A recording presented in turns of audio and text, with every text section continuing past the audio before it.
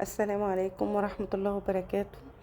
النهاردة هعمل معاكم الدونات بطريقة سهلة ومكوناته بسيطة جدا. وسهل خالص بصراحة، وزي ما انتوا شايفين شكله جميل جدا والأطفال بيحبوه والكبار كمان. حاجة حلوة كده سريعة وسهلة. يلا بينا هنبدأ بالمكونات بتاعتنا، وان شاء الله تعملوه زي ما انا عاملاه كده هش وجميل، وان شاء الله يعجبكم. اول حاجة هنبتدي بيها في مكوناتنا الدقيق. احنا هنستخدم 4 كوبايات دقيق، عليهم 3 معالق كبار سكر، معاهم بيضتين، كوباية لبن، اقل من نص كوباية بمعلقة سمنة، ممكن تزوديها بشوية زيت صغيرين. معانا معلقة بيكنج باودر، معلقة خميرة، معلقة خل، فانيليا طبعا. هحط كل المكونات بتاعتي دي في البولة زي ما انتوا شايفين كده. هحط الدقيق وعليه الملح، معلقة الملح. معلقة الملح يا جماعة تكون صغيرة مش كبيرة.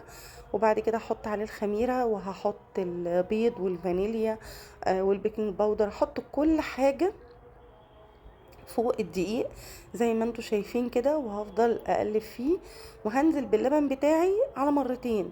عايزين تحطوه مره واحده مفيش مشكله، بس تكونوا متاكدين ان الدقيق هيشرب كميه اللبن اللي عندك. الدقيق اللي انا مستخدماه ده دقيق الضحى. انا كده حطيت كل المكونات بتاعتي ما عدا السمنه او الزبده، على حسب ما انتوا بتستخدموا. انا هنا مستخدمه سمنه على زبده، بس دي بتتحط في الاخر قبل ما العجينه، يعني بلم العجينه وابدا بعد كده احط الزبده زي ما انتوا شايفين كده، وافضل اعجن فيها تاني. هتفضلوا تعجنوا فيها لحد ما تلاقوها بقت بتمط معاكم. انا بحب اعجن على الرخامه، بيبقى العجين احسن، او بتقدري تخدميه احسن اكتر ما يكون في العجان. بس كده هي كده اتعجنت وبقت تمام قوي. وبصوا هي بتمط ازاي، انا بس بوريكم مطتها. اول ما تلاقوها مطت كده فخلاص هي كده العجينه تمام. هنحطها بقى في بوله زي ما انتم شايفين، وهنغطي عليها. على حسب بقى، ممكن نسيبها نص ساعه ساعه، هتلاقوها بالمنظر ده زي ما انتم شايفين كده خمرت.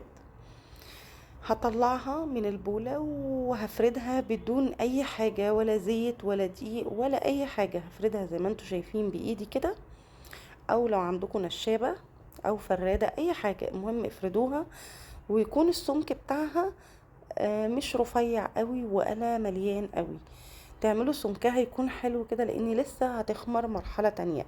هي بتخمر على مرتين، اول مرة زي ما انتوا شفتوا، وتاني مرة لما نقطعها كده بنسيبها كمان نص ساعة برضو. وبعدين طبعا كلنا هاقول عارفين لكم ان هنعمل في فيها إيه. قطاعات أنا كده دونات. قطعتها، طبعا انا بس مش أنا عندي قطعتها مكنة بالكوباية أو بالمج الشاي العادي الدوناتس، خالص، فانا علشان قطعت تبقوا برضو اللي بالكوباية مش عنده القطاعة يعرف عشان يعملها برضو ازاي. تشوفوا طريقتها هي عاملة بعد ازاي. ما بنقطعها دواير زي ما انتم شايفين كده الطريقة بالمج، بقوم جايبة غطا ازازة، اي غطا ازازة عندك، وتحطيه في النص كده وتشيلي الدوناتس من حوالين الغطا زي ما انتم شايفين كده. قطعناه بكل سهولة.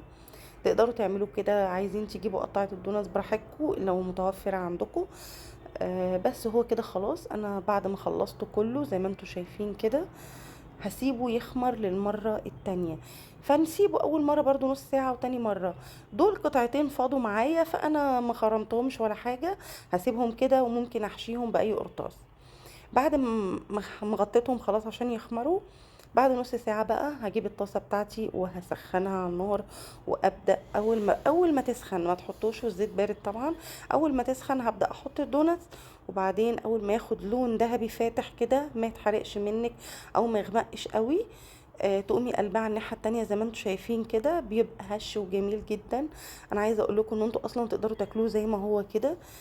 ممكن ترشوا عليه شويه سكر بودر، تحطوا عليه عسل ابيض. عايزه اقول لكم هو بيبقى جميل جدا. مش شرط التزيين الكامل اللي بيتعمل للدونات، تقدروا تعملوه وتسهلوا الامور على نفسكم، وتبقى حاجه حلوه سريعه كده اتعملت في البيت للاولاد، ما خدتش منك وقت خالص. انا عندي هنا صوص شوكولاته وكراميل، وعندي شوكولاته سيحتها على البخار، عندي فورماسيه الوان اسود. يعني انا لميت بواقي الحاجات اللي عندي كده زي ما انتم شايفين، حاجات بسيطه صغيره كده، علشان اشكل بيها اللي اقدر عليه. الباقي تقدروا تحطوا عليه سكر بودر، بيبقى حلو جدا برضو. طبعا بقى موضوع التزيين ده بقى حاجه ايه، براحتكم خالص بقى، يعني ممكن تخلوا الاولاد هي تقعد تشكل بقى زي ما هي عايزه. لان هو بس بيبقى متعب شويه، انت تقعدي بقى تشكلي وكده، عايزه بقى شغل اطفال بقى يقعدوا يفننوا بقى وفيه وكده. عايزه اقول لكم طريقته سهله جدا ومخدش مني وقت، هو يا دوبك وقت التخمير الاولاني والتاني بس، وما بيكملش نص ساعه ونص ساعه، يعني الموضوع كله ساعه. وطبعا اهم من الوقت طبعا وده كله ان دي حاجه مضمونه ونظيفه ومعموله في البيت، مضمونه يعني. وعايزه اقول لكم بصوا هشه وجميله جدا وطازه، هتعجبكم جدا صدقوني، ان شاء الله تعملوها.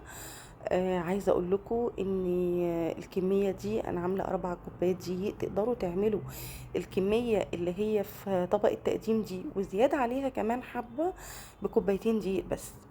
انا بس مضاعفه الكميه عشان العدد، حسب انتوا احتياجاتكم. هي عملت معايا كتير، رمت معايا كتير جدا زي ما انتوا شفتوا وانا بقطعها. انا بشاور لكم بس على بالنوتيلا دي، انا بعشقها بالنوتيلا. فكنت باكلها يعني معاكم. عايزه اقول لكم بتبقى حلوه قوي، انا عايش ايه الدوناتس بالنوتيلا. عايزه اقول لكم كمان ان اي وصفه انا بنزلها هتلاقوا المقادير او المكونات بتاعتها في صندوق الوصف. اشوفكم على خير ان شاء الله، مع السلامه.